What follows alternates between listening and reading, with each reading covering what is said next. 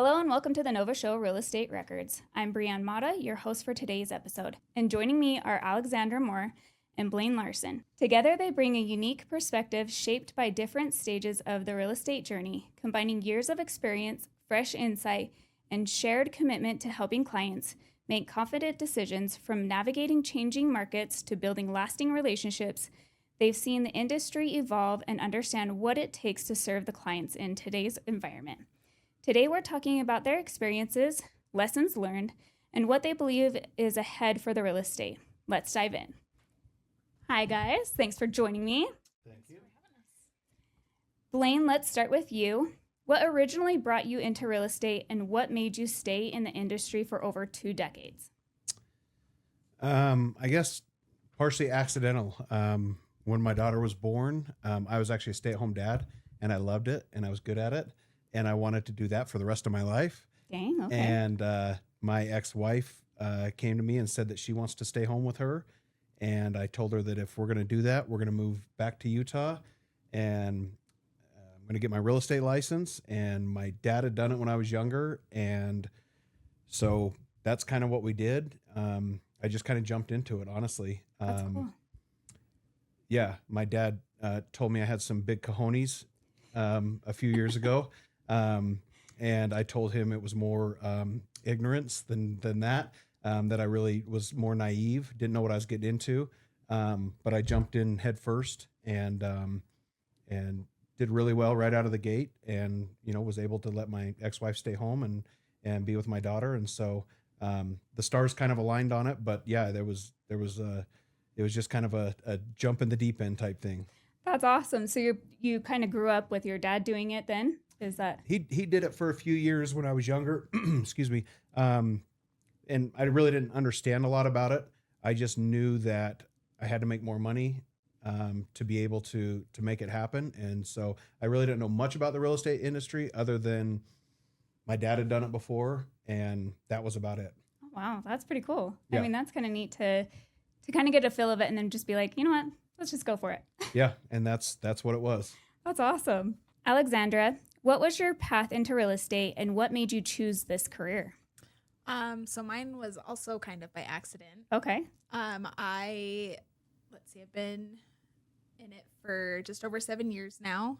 And I was kind of at a dead end job and was just punching numbers all day long. And so I had a family member, who was working at our office, and I sent a text kind of as a joke and was like, do you guys happen to be hiring? Like, I'm so tired of this. And it just so happened that their front desk person had just left. And so I interviewed and then got the job, and it just kind of snowballed from there. Cool. And so I started on staff with our brokerage and then transitioned into a director of operations role for another team. And now I'm here. That's awesome.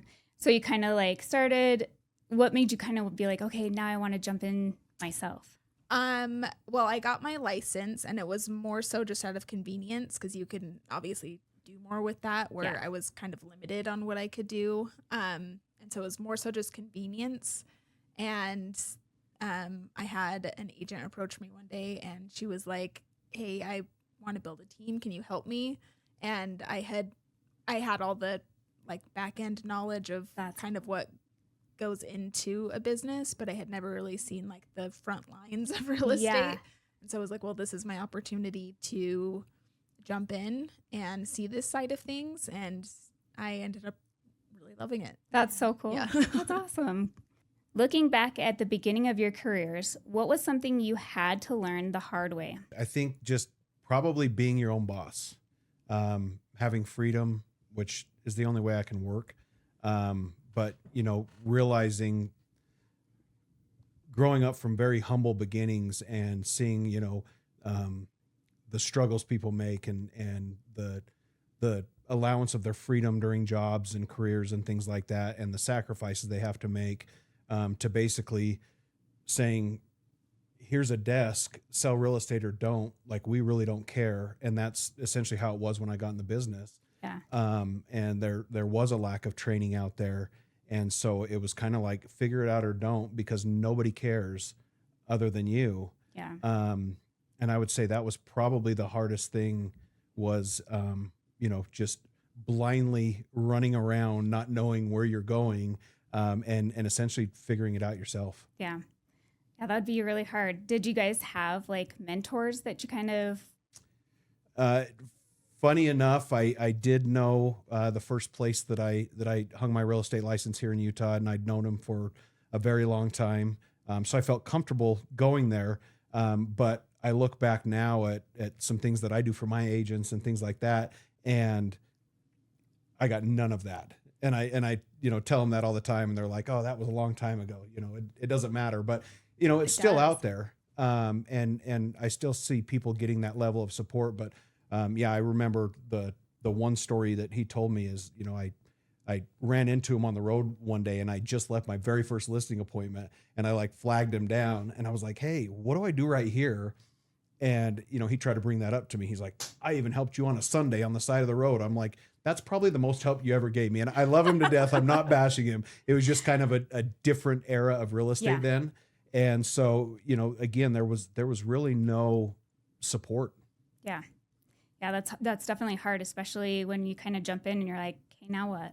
Yeah. Right. And not sure how to navigate it. Yeah. And you almost become a fly on the wall, and you watch people that are selling houses, and you try to mirror and match what they're doing. And, and then essentially you just go figure it out yourself. So. Yeah. Dang, that's crazy. How about for you? I would say going from the staff and then into the front lines of real estate, right? It's an entirely different world. Yeah. So for me, it was like, oh my gosh, so much more goes into it than anyone thinks, whether it's negotiations, working with other agents, working with your clients, even the business side of things, like setting up your business accounts and your LLCs and just everything that goes into it. If you're doing it the right way, right? I guess people just don't see that side of things, especially if you're strictly just on the support. But even like clients or anyone who's not in the real estate industry, like you have no idea how much goes into running a business. Right. And the hard part is like when they just jump in, they don't think about, okay, now I've got an actual business name. Now I got to start this. Yeah. Right. Real estate. I used to tell new agents all the time, real estate school just teaches you how not to get sued. That's all it teaches you. That's what I've heard. That's not fun. Blaine, after being through multiple market cycles, what's one lesson you wish every agent understood earlier? That things changed. I think that people have a hard time adapting to the fact that the market changed, and they want to do things the old way. And again, this isn't a bash either, because there's things in real estate that I haven't seen. I didn't see the 80s with the 20% interest rates and 180 plus days on market on average, and things. So I haven't seen things either. But I think people start to know a market, and when it changes, they don't adapt quick enough. And so I think it's recognizing days on market are different, seller concessions are different, showing windows are different. I mean, there's so many things that transition as the market shifts, and people get hung up on that, and they just want to do things the way they know how to do things. So I think that really it's being open to the change, and then hurrying and educating yourself on what they need to do differently, because we're in a different market. Yeah. I think that's so true. And how do you feel like you can learn and make sure that you're adapting to those?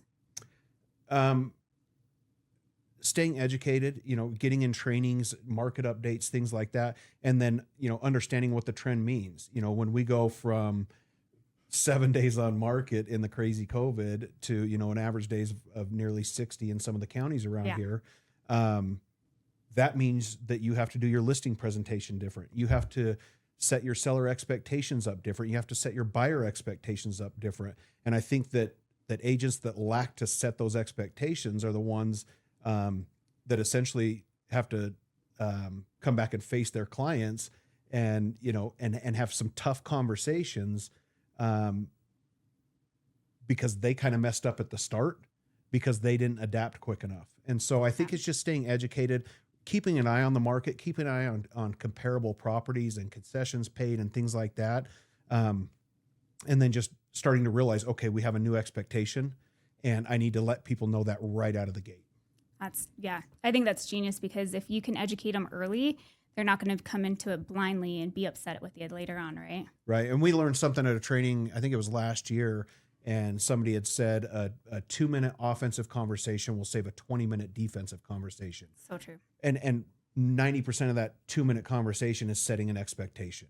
Yeah. Because if you're not setting that, they're going to be upset down the road. For sure. I like that. That's great. I think that's amazing. Alexandra, coming into the industry more recently, what has surprised you the most about real estate?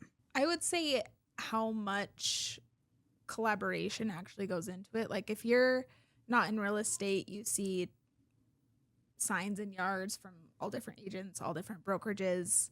And you'd think like, oh, they're probably competing with each other, but there's actually a lot of, which in a sense you are. Right. But there's also a lot of collaboration, and sometimes people can't collaborate. But for the most part, I mean, we've been pretty lucky to see a lot of collaboration with agents. That's awesome. At the same brokerage or different brokerages. We're agents who like to share what we're doing, because he always says if we're winning as an industry, like it makes us all look better. So why keep something a secret that's working? Love Like that. make another agent learn or help them learn and make them look better, because like realtors can have a bad rep sometimes. For sure, right? And so like help each other grow. And I think I've been lucky enough to see a lot of that in this industry. I love that. That's great. I think, helping each other. And I think that if people realize that they help each other more on the transaction, it goes a lot smoother. It's so much better. You both work with different types of clients and situations. What do you think people value most from a real estate professional today?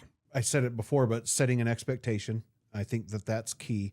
Not only guiding them through, but educating them through the process. We were at a convention early this year, and a stat came out, and it like made my stomach churn. And it said that only 7% of buyers felt like they had an understanding of the transaction, what was taking place, things like that. And to me, that was shocking. And I feel like we do a good job at educating. One thing that we do throughout the transaction is we have videos that we send them, and it's like, hey, this is the next step. This is what to expect. This is what we do. This is what you do. Kind of here's what's happening. And then the next step in the transaction, we send them another video. And we want them to be educated. We want them to know what's going on. But that was a shocking statistic to me. Yeah.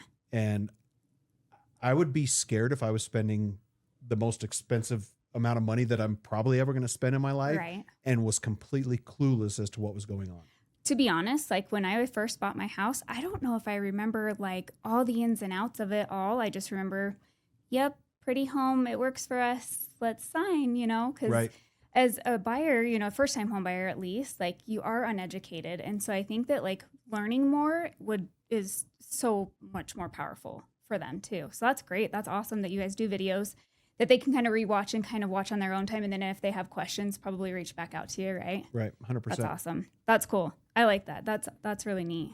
To go along with what Blaine said, also just constant communication with your clients too. Even if like we call them no update updates, even if like you're in the middle of a transaction and you're just waiting to close at that point, like you still check in with them every day, whether it's to build the excitement or to let them know, hey, like don't really have anything for you today, but everything's still moving along. People appreciate that because only 7% of buyers know what went into the transaction. They're just sitting there like, is everything okay? Like, do we need to do anything else? And so like for us, we do like text or call conversations every single day. And then for our sellers, we do a weekly email of just like a big picture of what went on during the week, certain updates, even if they already know about them, they know to expect that. And there was actually one week I missed an email to one of our clients. And even if they don't respond, like they are looking at him, and he sent us an email the next day and was like, hey, I didn't get my Thursday email. And I was like, oh my gosh. So it's really like people, you don't, even if they don't respond, like they're looking for you for Oh, direction. yeah, for sure.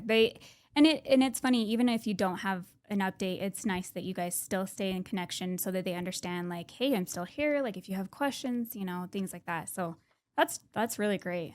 And just one more thing on that, and I teach this in my trainings all the time, and I let agents know, if you haven't bought or sold a home, or you haven't done it for a long time, go do it, because you will be a lot more sympathetic to your clients. And it's very important, because you get in a state where you're, and I learned this the hard way. I had owned one house for the first 10 years of my business, and then I went and bought another house and sold this one. And halfway through that transaction, I went, oh my gosh, like, I need to be a lot more sympathetic and understanding, and showing more care in it. And not that I wasn't ever caring, Right. but it would be, hey, we want to go see this again because of this or whatever. And I'm thinking, oh my gosh, you get to see it again during the inspection, or whatever it is. Right. And I went and looked at the backyard of the house I was buying 3 times during the transaction, because I wanted to make sure it was going to work for me. Right. And it really opened my eyes up to having some sympathy there. Yeah. And so again, like, that's my number one recommendation to an agent, is if you want to make your business better, go buy or sell real estate yourself, and then take away all the emotion and feelings and things that you were checking on your own, and then add those into your systems. Yep. I love that. That's great. Because it's an uneasy process for somebody that, can feel a little worrisome. So that's so true. I love that. Right now, what are buyers and sellers most confused about when they enter the market? I think that there's a lot of information out there, and I think that it comes down to telling the actual truth of what's happening out there. There's a lot of things attacking the industry. There's a lot of technology out there. There's a lot of people that are still basing it off a market from 3 years ago. And so I think that the biggest confusion out there is educating people to what's actually happening in our market right here in Utah. And again, just talking about AI, which we could spend an hour and a half talking about right now. But we actually just shot a training video last week. And it was kind of one of those things of let's take ChatGPT, for instance, right? You ask it a question, it's going to ask you another question, and it's going to give you very generic information. And so, we told people, hey, AI is great, use it, right, but make it get specific to you. Yeah. Right. Utah's a very unique market. Yep.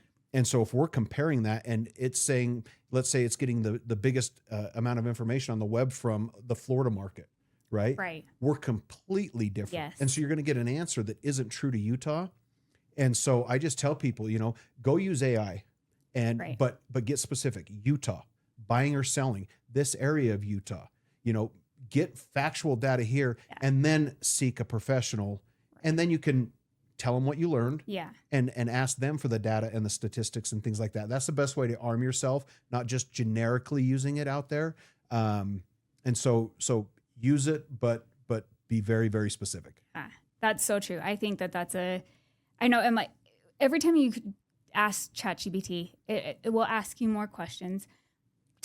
You've got to narrow it down in order to get that true answer, right? Right. And how many times, and this isn't from me, this is somebody that I watched a training in, but how many times do you get to the end of like vomit on ChatGPT and you go, what was I looking for originally? Because now I have a recipe for chocolate chip cookies, right? Like, that's the kind of spin it puts on everything. And so you do have to be very intentional when you're using it. Yep. I agree. That's genius. I also think like using the COVID market as an example for both buyers, sellers, and agents. Yeah. They all kind of still have that, like, a little bit of that expectation that if they're a seller, their house is going to sell in 2 days.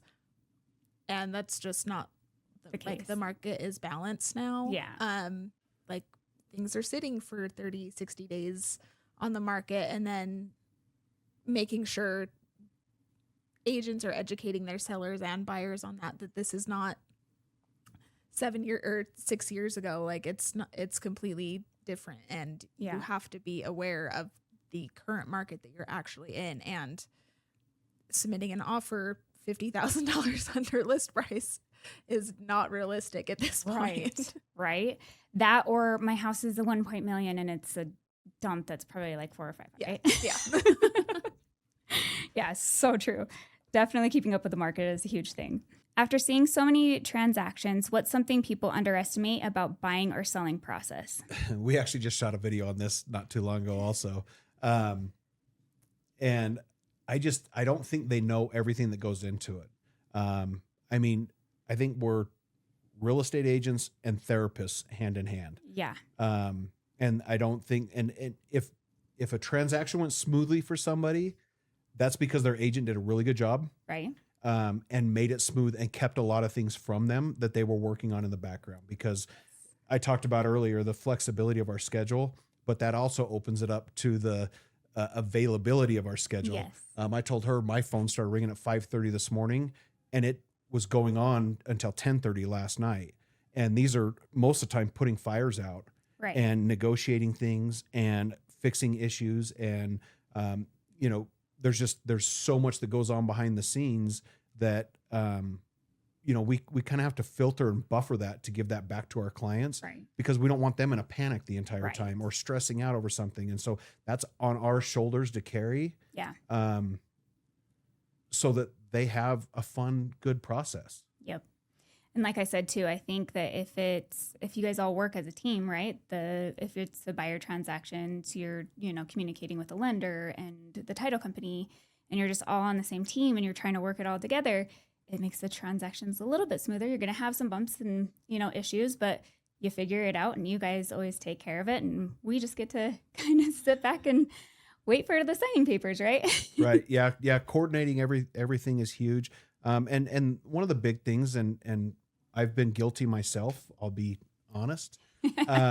But taking your ego out of the thing. And I just had a recent transaction with another agent, and, he was fighting for what he thought was right. And, I was defending my client, obviously, and trying to come to it.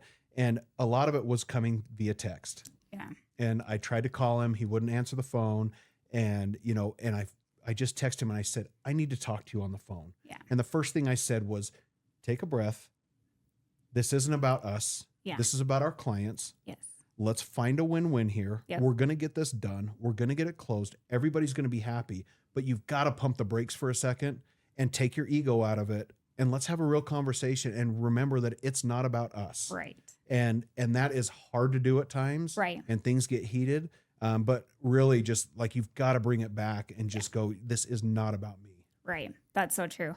And if people would just kind of be more aware of that, it really would help like the stress levels go down a little Big time. Right. And that's another place ChatGPT saved me before. I've gone to send a fiery text before and I'll copy it and I will paste it in there and I will say, clean this up, make it professional. Remember, we want a win-win. Be slightly condescending because I know I'm right here. But ultimately, like, let's roll through this. And that's been one of my biggest lifesavers from AI is cleaning up where I want to get a little spicy on the other end. But again, it's not the place for it. It's not the time for it. And I do understand that. But, again, guilty as charged. Yeah. I've done it before. And so I totally get where agents are coming from. But it really does take that self-reflection for a second. That's so true. So true. What helps you pretty much stay focused when, you do get kind of stressed out or in a heated, thing? Like, you kind of talked about it a little bit, but like, what kind of makes you like realize that? What gets me through it is I won't answer my phone every day from 11:30 until 1 o'clock in the afternoon. Okay. Because I'm at the gym, and that is more for my mental therapy than it is for my physical. Yep. And it's the one place that I can go shut things down for a minute. And when I come out, it does give me some clarity and pausing sometimes, right? Like, a lot of times if you give things a little bit of a rest and realize that, this house isn't burning down right now. It's not on fire. Like, let's take a breath. Let's look at it from a different vantage point and kind of roll forward. But yeah, I mean, this is a highly stressful job. For sure. This isn't all by choice, being balled up here. And some genetics, but also some stress. But it's very stressful. And a lot of the reason that it's stressful is because we care about our clients, and we want them to have a great experience, and we want them to get everything that they want. And that's the burden that we carry, because essentially we have somebody that's wanting the same thing on the other side. And then, as you stated, we have all these other parties in the transaction that have their opinions on things. And this is something that we're trying to balance, because again, ultimately it's about the client. Yeah, for sure. I like that. I'm somebody that kind of needs to vocalize it. And so he's usually my sounding board, where I'm like, this is happening. What do I do?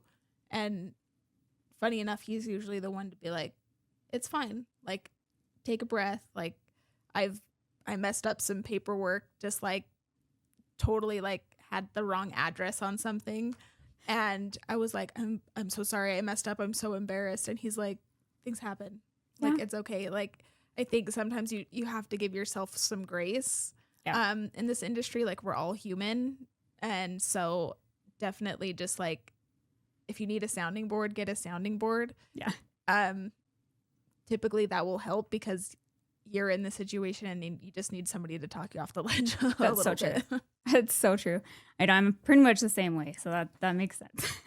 For someone entering real estate today, what advice would you give them about building a sustainable career? Like he was saying earlier, educate yourself on all aspects of the business, but don't get caught in being a student. He teaches a lot of classes, and there was one day he was teaching a class, and this agent kept saying, I went to this class, and they said this, and he stopped her dead in her tracks, and he went, are you a student or are you an agent? And I just think agents, like, education is so important, and you should never stop learning, but you also have to take action in it. And so if you're going to classes, remember that the next step is to then do it. Classes are just going to give you the information, and the information is going to go nowhere if you're not actually doing it. Yeah, take action, right? I think that's huge. It's a big thing, I think, with people too, is they think that they can just get into the market and just do it themselves. And that's not always the case, right? Right. Yeah, they think they got licensed and their phone's going to ring and they're going to sell houses and it's going to be easy. So they think they need to know every contract and every situation and how to run comps on every house and things like that. And, I work with and talk to a lot of new agents in the business, and I always really dumb things down, and people have to take me with a grain of salt. I'm not everybody's cup of tea. And I'm the first one that will admit that. I don't expect everybody to be like me or talk like me or, any of that. Whatever works for them, great. Right. That being said, people want to do everything except do what it takes to get business. And, the initial thing that I'll tell an agent every day, you could be done working in 1 hour every day if you do the things that you're supposed to be doing. Right. You could literally start at 9 o'clock and be done at 10 o'clock. If you're having conversations with people and following up with people, that's all you need to be doing. I had an agent recently, and I said, I will sit down and write every single contract with you, because they wanted to be so educated on the contract process. Okay. And I said, I will sit and write every single one down with you. But until you have somebody to write a contract for, it's completely irrelevant. True. So you go do your job and find a client. And then as your broker, I will help you write the contract when that point in time comes. And so I think that, with social media and AI and, as complex as this business is, people want to think that they have to understand everything before they can move forward. Right. And ultimately, if they know everything, but they don't have anybody that raises their hand and says, I know you, I trust you, I like you, and I want to do business with you, it's completely irrelevant. Yeah. And so I just tell people, like, back everything off, hyper focus on having conversations with people, talking with people, adding value to people, following up when you say you're going to follow up. And that's how you get business. Then when you get business, get support, get help, and they'll move you through the transaction. That's what the brokerage is there for. Yeah. And I think too, each transaction is different. So the contract may not be the same as what you're trying to teach them, as a basic.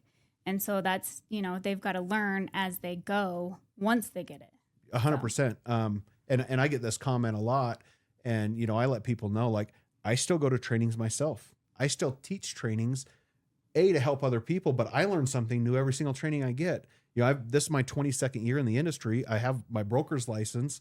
I'm a branch broker, and I learn constantly because everything is not the exact same and it's evolving all the time. So it's 100% true that you need to continue learning, but you can't think that, okay, I've got it down now. I'm ready to work with a client now because I fully understand everything, because you're never going to. So true. Yep. Everything changes. Everything, kind of moves with that. That's so true. Yep. I agree. And what's nice too, I'm sure that like being as a team, like you kind of can bounce things off of each other and kind of work it that way. Right. So that's awesome. So what are you both focused on improving or growing in your business right now?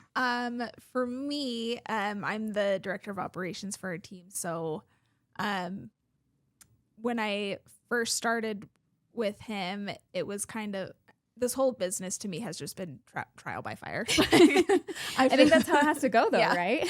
And I'm grateful for that, because it's taught me a lot, and I've also been able to do things my own way that works for me. But right now I'm super focused on building our operations and systems even more so, because it was so I joined him in May of 2024. I think 2024. Okay. And so that's a busy time. Yeah. And I was also doing transaction coordination at the same time. Okay. And so that basically became my job, and not what my actual passion and what I'm good at is. Became. And so now we've leveraged that out. And so now I'm super focused on building our systems and helping us just do everything we do, but 10 times more smooth. And so if we're in appointments all day, or one or both of us is out of town, that you wouldn't even know that we're out of town. And awesome. I think we're pretty close to getting there. And so that's where my focus has been, is just really building up our systems, because you've got to have systems. Yes. So true. Once you have that packed down too, I feel like it kind of goes a lot smoother too, to be able to take vacations and things like that. Right? And it'll change too. Your systems are never going to stay the same. It may always work for you, but just like he said, you have to adapt. Yep. And change is inevitable, especially in this business. Yes. So true. Yeah, I think, based off of her role, the example I've given her is, I want every one of our clients to feel like we rolled the red carpet out for them, like a VIP experience. And that takes effort and work and systems and checklists and, everything beyond there. And her doing that inevitably frees me up to, hit our goals, get the transactions that we want to close. It's a very easy business to coast through.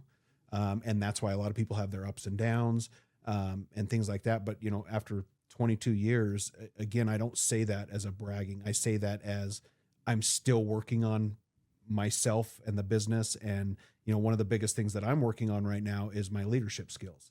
I did this business for a long time, 100% by myself, because I didn't trust anybody else to handle anything with my clients, because I was the best. Right. And I realized how many things that I'm not good at and that I don't enjoy, which is, where Alex steps in and some of the other things that we're doing. But yeah, my focus is to make the business more predictable and sustainable, which comes from me doing the right things, letting go of the things that I'm not good at, trusting those things, and just having those systems and processes cleaned up. Because I never want to have a bad review. Yeah. I want our clients to love us and refer us and recommend us and say nothing but positive things about their experience. Yeah, that's awesome. I think that that's a huge thing too, is if you end up having that system and kind of the operations behind everything, and realizing, being a team and what you're good at and what you're good at and putting it together makes a great combo for sure. So that's awesome. After everything you've learned so far, what continues to motivate you helping people through real estate? It's probably a couple things. I'll go back to that 7% statistic. I really, I want as an industry for us to be here for a long time. And so just leveling up my game, teaching as much as I can, encouraging, other agents just to really level up who they are. Because, there's a lot of threats to our industry. And we're not going to go away unless people stop plugging in and really paying attention to what's going on. And so, yeah, for me, it's level everything up. Understand that you're playing a huge role, and it's something that you didn't go 4 years to school for, that you're not billing insurance for, all these other things that you're a part of something so big for somebody. Yeah. And you better give them the best service that you possibly can. Yep. I'm going to kind of steal something he says quite often is it's not just necessarily about your clients. You can make differences in the industry for other people. Like he could 100% run his business by himself. But then that eats so much of his time and he has to make more sacrifices where like he makes a difference for me in hiring me. Like he's helping me build my wealth and I get to learn from him and everyone else, other agents. And so you can make a difference. Like if you're a new agent down the road, like you have to leverage, like he said, and I'm guilty of this too. You're the only one who's going to do it the best. So you don't want to give it to anyone else. Right. And that's something I've had to learn as well, but you can make differences in other people's lives outside of just your clients. Like he tells me all the time, I want you to make X amount of money this year. And so like, think about the differences you can make in all aspects of the industry. Yeah, for sure. And help motivating each other and holding each other accountable is huge too. So that's awesome. Well, thank you guys so much for everything. I appreciate it. You guys have a good one. Great. Thanks for having us. We hope you enjoyed this episode. Please rate us, like us, and share this podcast with our real estate community. The Nova Show Real Estate Record, sharing raw stories of real estate, failures, lessons, wins, and successes. This is all from Novation Title, bringing a different experience into your world so that we can all uplift each other. Until next time.